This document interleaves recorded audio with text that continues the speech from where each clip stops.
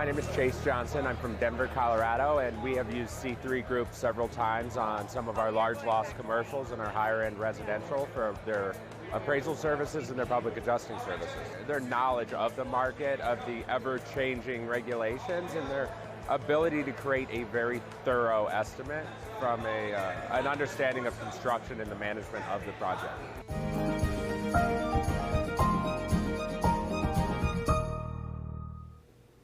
Good Wednesday afternoon, everyone. I'm lead meteorologist Sean Choquet here for our daily 12 p.m. hail forecast, sponsored as always by C3 Group and Merlin Law Group. We ended up having a surprise hailstorm yesterday, and it looks like we're going to see quite a bit more hail today. And we're also check in on the tropics a little bit. Before we get started, of course, today is the 18th anniversary of September 11th.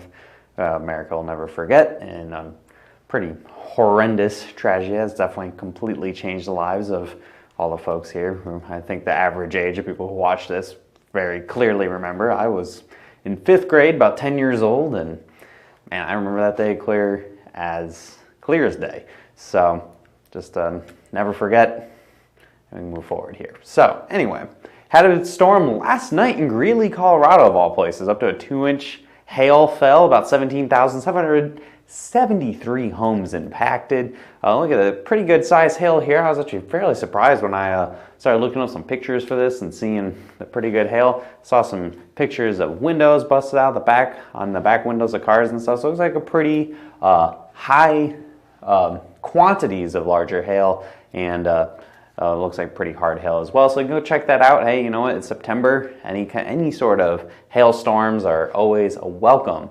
For fall hailstorms seem to be a little few and far between. So going to the forecast for today, we have, looks like possibly a chance by the Greeley area again, up to some tennis ball size hail anywhere here in the orange, not specifically for Greeley or Fort Collins, but mostly here in Nebraska and parts of Wyoming. Very similar areas to yesterday. Again, up to tennis ball size hail. I think that was up to softball size hail. There was one storm that had a really big tornado with it. So if anything like that happens again, obviously the hail will be a lot bigger, but I think that is likely not going to be the case today. I think we're going to see more of what we saw in all the other storms yesterday, which was hail ranging from 1/4 to about 2.5 inches in diameter. 5% chance. I actually have them in the wrist this time, and it kind of caught us off guard a little bit here. So of course that means probably Denver will get hit or something, but at least we're a little more aware of it. Maybe we can't check out live if it pops up. And this storm in Greeley came and went pretty quickly by the time we were aware that was on. By the time I was aware it was ongoing, obviously the other meteorologists here at Hail Trace were right on that and mapping it right away. But I was watering my garden and I didn't get to go live. So 5% chance for North Platte as well. And 5% for Rapid City. I think the biggest hail is going to stay to your south. And then even off to the east a little bit here by Minneapolis and towards Milwaukee and Madison, could see a couple storms go up. I think it's going to be more of a wind and rain threat for you guys closer to the Great Lakes, but there is an outside chance to see some isolated, marginally severe hail. So looking at future radar, we're starting in northern plains and we're going to work our way south and then to the east. You can see those storms forming in the afternoon hours. Again, there could be some storms that fire pretty early in the next couple hours or so. That would be about 2 o'clock. And then continuing through the evening, it kind of combines together into a line of storms going into the overnight hours. So after about 11 o'clock or so, I think the hail threat's going to go down significantly as we become more of a heavy wind threat and obviously heavy rain versus hail. Going a little further south, here is Denver right here. You see some storms forming off to the east to the Kansas area and forming just to the east of the Denver area. So we'll be watching that super carefully. Of course, if something forms a little closer to I-25, that has big implications on possibly much larger population centers at risk. So we'll be watching that super carefully, trying not to get caught off guard by a surprise storm today. And then finally in the Great Lakes region, watching Michigan a little bit. This was showing up in the last couple of runs of the HRRR model, or the future radar that we're showing here. So maybe there could be some storms in Michigan. Maybe that'll be the surprise storm of the day. Who knows?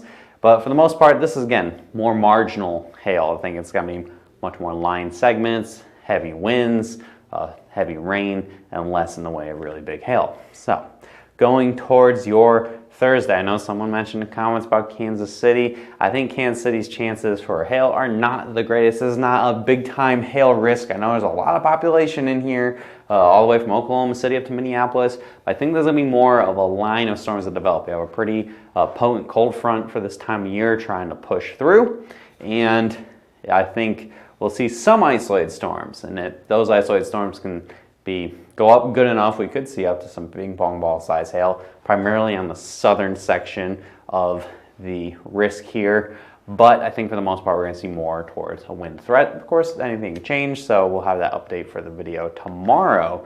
And you can see that future radar for your Thursday. We have a couple storms, couple isolated storms trying to go up.